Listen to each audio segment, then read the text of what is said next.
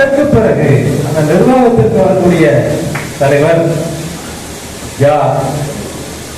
அதாவது தலைவருக்கு 3 பிள்ளைகள், ஆண் பிள்ளைகள், டைமண்ட் ராஜா, தினகரன், லட்சுமகாந்தன். இந்த தினகரன் அவர் வேலை சொல்றதுனால அப்படியே ஒதுங்கி இருக்கிறாங்க. லட்சுமகாந்தன் கேட்கும்பொழுது நான் சொன்னேன், தம்பி அந்த கூடாரம் உன்னை ஏமாத்துற கூடாரமே தெரியுது, நம்பாத. ஏன்னா அந்த கூடாரத்தினுடைய கிளைகள் எனக்கு நண்பர்கள், அவர்களை அடித்து சொல்கின்றார்கள். அடுத்தது நாங்க சவுந்தரராஜன் தான் தலைவராக போறோம் அப்படி சொல்றாங்க. என்னுடைய முயற்சி ஒன்று டைமண்ட் ராஜா, இல்லைன்னா லட்சுமகாந்தன். இதை அண்ணன் பத்மநாபன் அவர்கள் நேற்று வரை தனது உடல்நலத்தை பாராமல் உட்கார்ந்து பேச்சுவார்த்தை நடத்தினார்கள். பேச்சுவார்த்தையில் எந்த உடன்பாடும் ஏற்படவில்லை. அந்த கதையை சொல்லிட்டு இருக்காங்க. தலைவர் இல்லையா? அப்ப நம்பர் 1 செயல்படுறது யாரு? இன்னொரு தலைவர் கொண்டா நம்ம செயல்பட முடியும். அப்படி நம்ம ஆக அந்த நிலை உருவாக்கி விடக்கூடாது. டைமண்ட் ராஜாவோ லட்சுமகாந்தனோ வரக்கூடாது என்ற திட்டத்தை முறியடிக்கலாம் என்ற கூட்டம். 1ஆம் தேதி நடக்குதுன்னா இன்னைக்கு போட்ட காரணம் என்ன? அது திட்டம், தகுதி திட்டம்.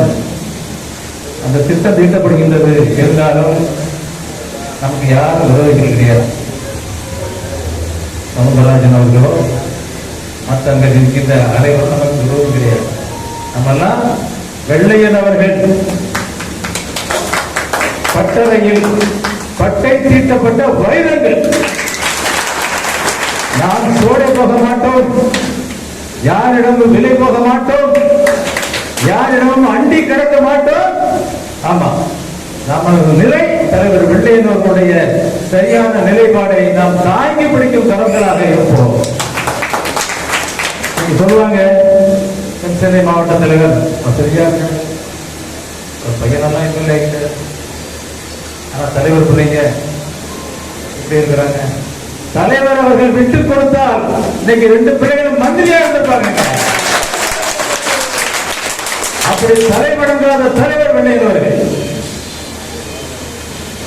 அதாவது பேரவைக்கு எந்த பாதிப்பும் ஏற்படாமல், முழுவதுமாக சிதறாமல் அப்படியே ஒரு தலைமையை ஏற்படுத்த வேண்டும் என்று முயற்சி செய்தோம். அதற்கு அவர்கள் இடம் கொடுக்கவில்லை. அதனால்தான் இந்த முயற்சி. இப்பவும் கூட அறிவித்த பின் கூட அவர்கள் வரட்டும், சேர்ந்து முடிவெடுப்போம் அப்படின்னு கூறும்போதுதான் தலைவர் டைமண்ட் ராஜா என்று ஒத்துக்கொண்டால்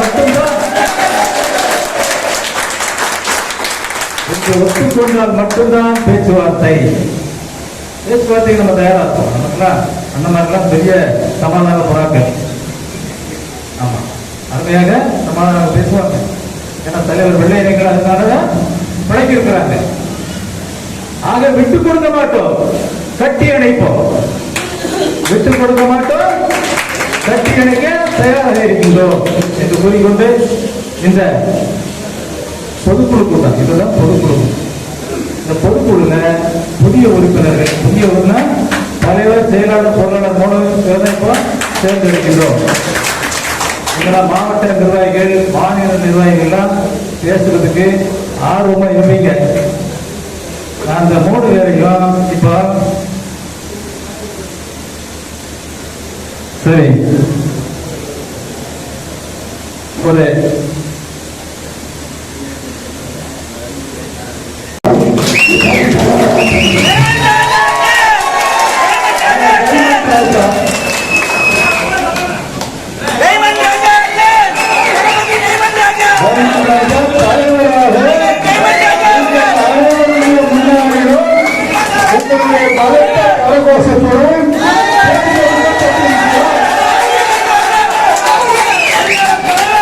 தலைவர்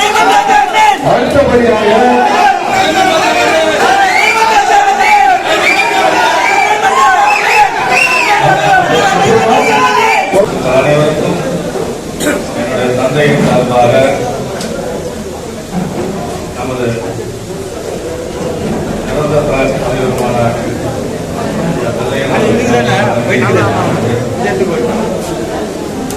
தந்தை விட்டு சென்ற பணியை தொடர்ந்து செய்வேன்.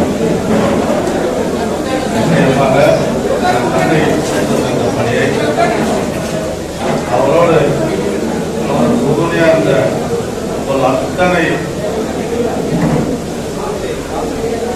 பேரையும் சிறப்பாக நடத்தி செல்ல நன்றி நேரத்தில் வந்து தமிழ்நாடு வணிகர் சங்க பேரவை சார்பாக இன்று நடந்த பொதுக்குழு கூட்டத்தில் அத்துணை மாவட்ட தலைவர்கள், மாநில நிர்வாகிகள், கிளைச்சங்க நிர்வாகிகள் முன்னிலையில் தலைவர் ஆசீர்வாதத்தோடு இன்று பேரவைக்கு நான் தலைவராக தேர்ந்தெடுக்கப்பட்டேன். எனது தந்தை விட்டு சென்ற பணியை மிகவும் சிறப்பாக செய்வேன் என்று அத்தனை பேர் முன்னிலையில் நான் தலைவனுக்கு உறுதிப்படுகிறேன். அதாவது தலைவருடைய கொள்கையை வந்து சுதேசிய வணிகம், ஆன்லைன் வணிகத்தை ஒழிக்கணும். அதனால் கடைசி வரைக்கும் எங்களது கடை கோடி தொடங்கும் போது வந்து நிச்சயமாக ஆன்லைன் வர்த்தகத்துக்காக நாங்கள் வந்து ஆன்லைனுக்கு எதிர்த்து தான் நாங்கள் பொருள் கொடுப்போம். அதுக்கான போராட்டங்களை நிச்சயமாக அறிவிப்போம். அதாவது நிச்சயமாக அது மத்திய அரசாங்கமாக இருக்கட்டும், மாநில அரசாங்கமாக இருக்கட்டும், எந்த அரசியல் இதையும் சாராதவங்க தான் நாங்கள் அப்படிதான் எங்கள் தலைவர் அங்கே அத்தனை பேரையும் உருவாக்குறாங்க. அதனால நிச்சயமாக போராட்டத்துக்கு வழிகளால் தான் இதுக்கெல்லாம் வந்து நம்ம வந்து விடை காண்க முடியும். அதனால நிச்சயமாக இதற்கான போராட்டங்களை நாங்கள் அறிவிப்போம். அதாவது எத்தனையோ சங்கங்கள் இருந்தாலும் அவங்கெல்லாம் ஒரு அமைப்பை சார்ந்து இருக்கலாம். ஆனால் பொதுமக்களுக்கும் அத்தனை பேருக்குமே தெரியும், 45 ஆண்டு காலமாக எந்த அரசியலும் சாராத ஒரே அமைப்பு எங்கள் தமிழ்நாடு வணிகர் சங்க பேரவை தான். தொடர்ந்து அதை நாங்கள் கடைபிடிப்போம். எங்கள் கொள்கைகளுக்கு நாங்கள் என்றைக்கும் மாற மாட்டோம்.